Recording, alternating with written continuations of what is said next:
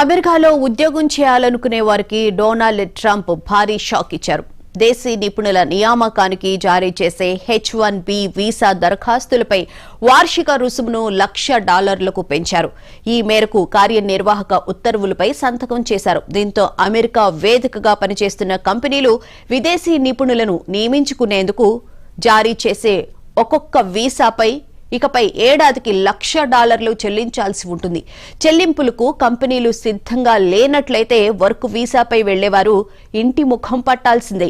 దీని ప్రభావం భారతీయ వృత్తి నిపుణులు, నైపుణ్యం కలిగిన చైనా కార్మికులపై ఆధారపడే టెక్ రంగంపై అధికంగా పడనుంది. అదేవిధంగా అగ్రరాజ్యంలో మాస్టర్స్ ప్రోగ్రాం చేయాలనుకునే భారతీయుల ఆశలు ఆవిరయ్యే ప్రమాదం ఉంది.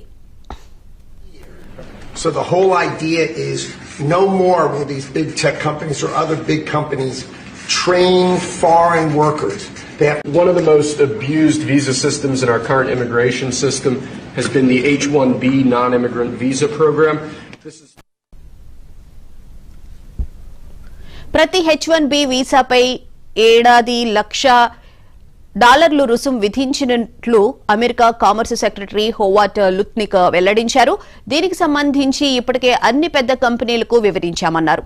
ఎవరికైనా శిక్షణ ఇవ్వాలనుకుంటే ఇక్కడి గొప్ప యూనివర్సిటీల నుంచి పట్టభద్రులైన అమెరికన్లకు ఇవ్వాలని కంపెనీలను ఉద్దేశించన్నారు. ఇక్కడి ఉద్యోగాలను కొల్లగొడుతున్న వారిని ఇతర దేశాల నుంచి తీసుకురావడం ఆపాలని సూచించారు. తాము తీసుకున్న నిర్ణయానికి టెక్నాలజీ రంగం మద్దతు ఇస్తుందని ట్రంప్ పేర్కొన్నారు. వారు చాలా సంతోషిస్తారని చెప్పారు.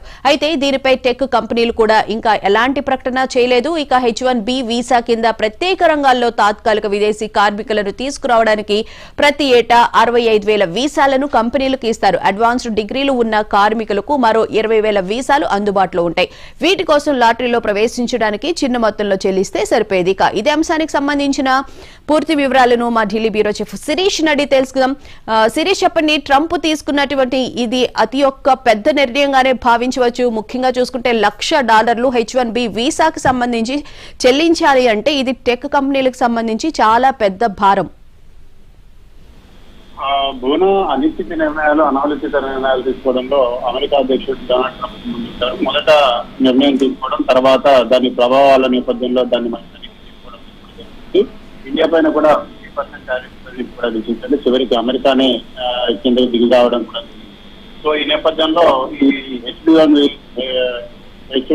H-1B వీసాల విషయంలో కూడా అలాంటి నిర్ణయం అనేది కూడా జరగొచ్చని చెప్పేసి కూడా నిపుణులు కూడా భావిస్తున్నారు. ఎందుకంటే కొద్ది రోజుల క్రితం టెక్ కంపెనీలకు సంబంధించిన సీఈఓలందరినీ, అధినేతలందరినీ కూడా తన మాటలు వినిపించి వాళ్లకు విందు ఇచ్చిన సందర్భంగా కూడా అమెరికన్లకు పెద్ద ఎత్తున ఉద్యోగాలు ఇవ్వడంలో ప్రాధాన్యత ఇవ్వాలని చెప్పి కూడా వాళ్ళకి సూచించడం జరిగింది. కానీ ప్రస్తుత వాస్తవ పరిస్థితులు కనుక చూసినట్లయితే ఇటు విదేశాల నుంచి దొరికే నిపుణుల కంటే అమెరికాలో దొరికే నిపుణులకు చెల్లించే జీతాలు కూడా చాలా ఎక్కువ మొత్తంలో కూడా ఉంటున్నాయి. ఈ టెక్ కంపెనీలకు తలకు మించిన భారం అవుతుంది. సో ఈ నేపథ్యంలో అవసరమైతే టెక్ కంపెనీలు అమెరికా నుంచి వెళ్ళిపోయి బయట దేశాల్లో కార్యకలాపాలు నిర్వహించేందుకు మొగ్గు చూపే అవకాశం కూడా ఉంటుంది. ఎందుకంటే అమెరికాలలో వర్క్ నేచర్ అనేది కూడా చాలా తక్కువగా ఉంటుంది. దాంతో పాటుగా జీతాల నుంచి కూడా ఎక్కువగా చెల్లించాల్సిన పరిస్థితి అనేది కూడా ఏర్పడుతుంది.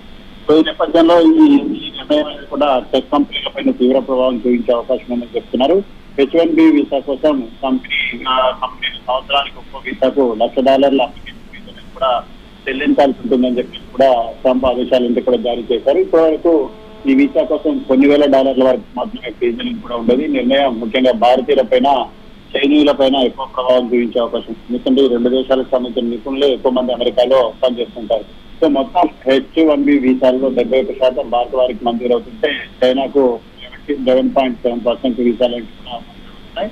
So America commerce secretary Howard Lutnick మాట్లాడుతూ ఇకపై నుంచి అమెరికన్ యూనివర్సిటీలో చదువుతున్న వారికి మాత్రమే ప్రాధాన్యత అనేది ఇవ్వాలి, ఇతర దేశాల వారిని తీసుకురావడం అనేది కూడా ఆపాలని చెప్పేసి సూచించాం. ఈ మార్పులకు కంపెనీలన్నింటి కూడా అంగీకరించాయని చెప్పేసి కూడా తెలపడం కూడా జరుగుతోంది.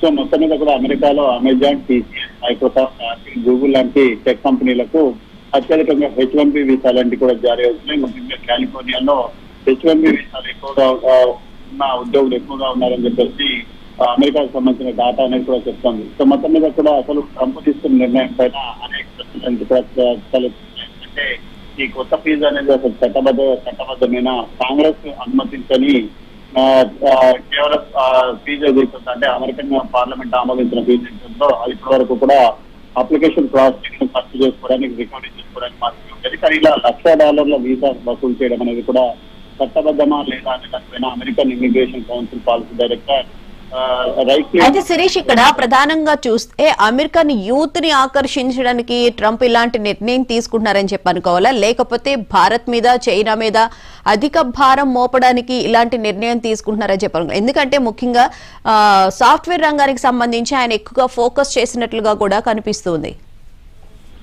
బోనా గతంలో కూడా మనం చూస్తాం. ఎందుకంటే ఇలా కొత్త రాజకీయపరమైన నిర్ణయాలు కూడా ఉంటాయి. ఎందుకంటే దేశంలో నిరుద్యోగ సమస్య అనేది కూడా పెరిగిపోతుంది, అనిశ్చిత పరిస్థితులు అయితే కూడా ఎదురవుతున్నాయి. సో ఈ నేపథ్యంలో ట్రంప్ ఈ దృష్టిని మరలించేందుకు తెలుస్తుంది. అయితే ఇక్కడ ఒక ప్రశ్న అనేది కూడా ఉంది. టెక్ కంపెనీలకు కావాల్సినంత మంది నిపుణులు అమెరికాలో ఉన్నారా లేదా అనేది కూడా ఇక్కడ ఆలోచించాల్సిన విషయం. ఒకవేళ అమెరికాలో ఉండుంటే విదేశీ నిపుణులను తీసుకురావాల్సిన అవసరం అనేది కూడా ఉంటుంది. ఉన్నప్పటికీ కూడా వాళ్ళలో 10 గంటలు కానీ నైపుణ్యం కానీ ఇవన్నీ కూడా వేరే చేసుకోవాల్సిన అవసరం అనేది కూడా ఉంది. సో అలా కంపెనీలపై ఒత్తిడి తీసుకొచ్చినప్పుడు అవి ఏం చేస్తాయంటే బయట దేశాల్లో కూడా ప్రత్యేకంగా కార్యాలయాలను కూడా ఏర్పాటు చేసి అక్కడ ఉద్యోగులను నియమించుకొని అక్కడ ద్వారా సేవలు కూడా అందించడం అనేది కూడా జరుగుతుంది. ఈ టెక్ కంపెనీలు అంటే కేవలం అమెరికా కోసమే పనిచేయడం లేదు, ఎందుకంటే ప్రపంచవ్యాప్తంగా కూడా అనేక దేశాల్లో సేవలు అందించేందుకు పనిచేస్తున్నాయి. యాపిల్ కంపెనీ స్థాయిలో ఒత్తిడి తీసుకొచ్చి యాపిల్ కంపెనీని అమెరికాలో స్థాపించాలని చెప్పేసి డొనాల్డ్ ట్రంప్ ఒత్తిడి తీశారు. కానీ అమెరికాలో ఒక ఫోన్ తయారయ్యే ఖర్చు కంటే ఆ దేశం విధించే సుంకాలను భరించడం ఈజీగా ఉందని చెప్పేసి యాపిల్ సంస్థ భావించి ఆ నిర్ణయాన్ని తిరస్కరిస్తూ ఇండియాలోనే మ్యానుఫ్యాక్చరింగ్ చేస్తూ అమెరికాకు ఎగుమతులు చేయడం జరుగుతుంది. సో ఈ నేపథ్యంలో ఇలాంటి పరిస్థితి అనేది కూడా ఉండొచ్చు. ఈ కంపెనీల నుండి కూడా అమెరికా నుంచి బయట దేశాల్లో కార్యకలాపాల నుండి కూడా సంస్థలు ఏర్పాటు చేసి అక్కడి నుంచి సేవలు అందించే అవకాశం కూడా రావచ్చు. సో దీనిపైన అనేక రకాలుగా ఆలోచించాల్సి ఉంటుంది. ముందు ఒక నిర్ణయం అయితే తీసుకున్నారు, దాని పర్యవసానాలు కూడా తర్వాత అప్పుడు ఫైనల్ కంపెనీకి వచ్చే అవకాశం. Right, thank you Sirish.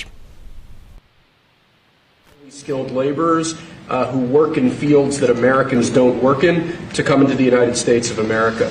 What this proclamation will do is raise the fee that companies pay to sponsor H-1B applicants to $100,000. This will ensure that the... ఇప్పుడు షార్ట్ బ్రేక్ తీసుకుందాం.